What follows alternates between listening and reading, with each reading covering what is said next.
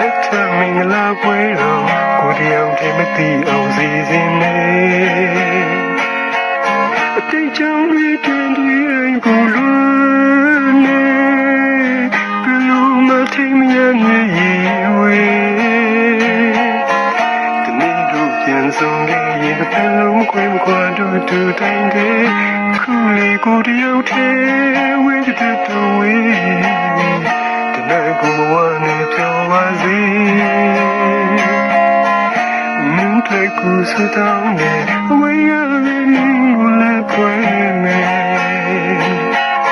တဲ့တဲ့မင်းကိုချစ်တယ်ကိုချစ်သူရဲ့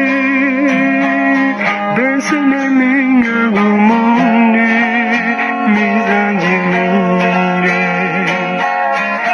ကိုဝဒီဖြစ်ကိုဝချွေရဖြစ်ရင်ဒီဘဝမှာလောင်းနေကြည်ပါလေဝချွေရ